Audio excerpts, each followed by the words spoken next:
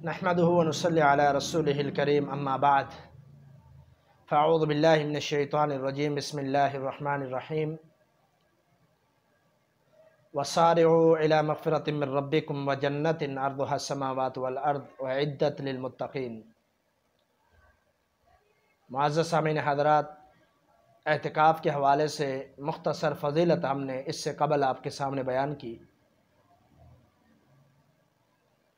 اب میں وہ عبادتیں بتانا چاہتا ہوں جو اعتکاف کے دوران بندہ کرے، جو فائدہ مند ثابت ہو۔ صرف ٹائم پاس نہیں کرنا ہوتا مسجد میں بیٹھ کر، بلکہ اگر بندہ بیٹھ گیا ہے تو اللہ کی رضا کو حاصل کرے۔ تو مسجد میں بیٹھ کر کوئی مختصر تفسیر اپنے ساتھ رکھے، کوئی مختصر تفسیر، کیونکہ ٹائم بہت ہوتا ہے۔ ایک بندہ خالی قرآن پڑھتا ہے، بار بار پڑھتا ہے، ایک ختم کرتا ہے، دوسرا ختم کرتا ہے، تیسرا ختم کرتا ہے۔ زندگی میں کئی لوگ کئی ختم کرتے ہیں، لیکن اس ختم کا فائدہ تب ہوگا جب ہمیں سمجھ آئے کہ ہم کیا پڑھ رہے ہیں، تاکہ ہمارے ذہن میں باتیں بیٹھے کہ دین اسلام ہمیں کیا سکھلاتا ہے۔ چند مخصوص صورتیں ہیں جن کے بارے میں آج آپ کے سامنے بات کروں گا کہ ان کا ضرور مطالعہ کریں، ان کی تفسیر پڑھیں اور ان کو ترجمے کے ساتھ پڑھیں۔ سب سے پہلے سورۃ البقرہ، جس کے بارے میں صحیح مسلم کی روایت رسول اللہ صلی اللہ علیہ وسلم فرماتے ہیں، ان الشیطان لینفر من البیت الذی یقرأ فیہ سورۃ البقرہ۔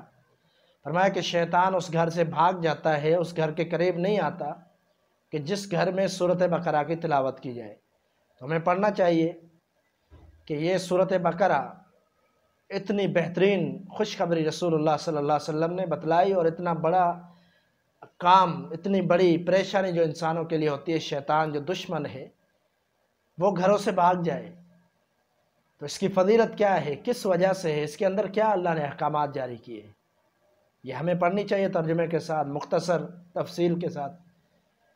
دوسری صورت سورۃ آل عمران، جو قرآن کی دوسری صورت ہے، ترجمے کے ساتھ پڑھیں، مختصر تفسیر کے ساتھ پڑھیں۔ نبی علیہ السلام نے فرمایا کہ سورۃ بقرہ اور سورۃ آل عمران یہ دونوں کل قیامت کے دن آئیں گی اور اللہ سے سفارش کریں گی اس بندے کے بارے میں جو ان کو پڑھتا تھا۔ تو جب یہ صورتیں سفارش کریں گی، اللہ کا کلام ہے، اللہ کی صفتیں ہیں، حجت کریں گی اللہ کے سامنے، یعنی اس کا مطلب ایک یہ ہوتا ہے کہ ضد کر جانا، اڑ جانا۔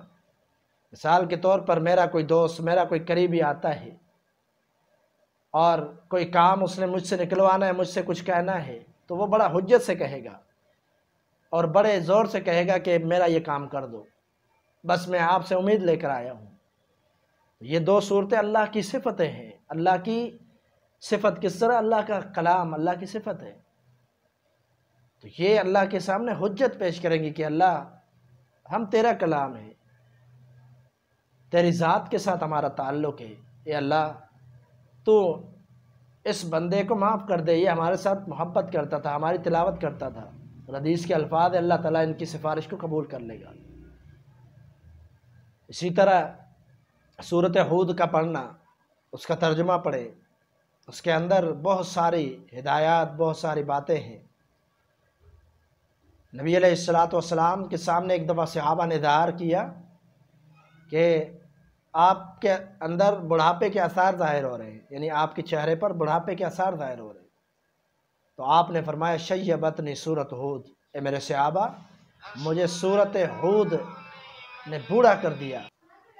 تو سورۃ ہود کا ترجمہ پڑھیں، تفسیر پڑھیں کہ رسول اللہ صلی اللہ علیہ وسلم نے کیوں فرمایا کہ مجھے سورۃ ہود نے بوڑھا کر دیا ہے۔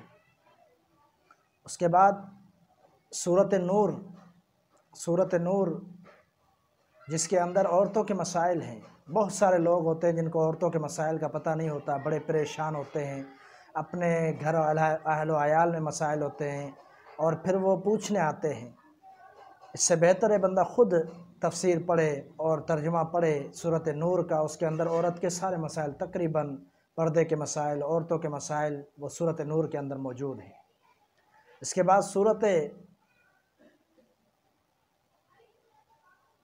سورۃ احزاب کو پڑھیں، اسی طرح صورت حجرات کو ترجمہ تفسیر سے پڑھیں۔ صورت حجرات کے اندر معاشرتی احکام، معاشرے کے معاملات اور عقیدے کی اصلاح، یہ ساری چیزیں صورت حجرات میں آپ کو ملیں گی۔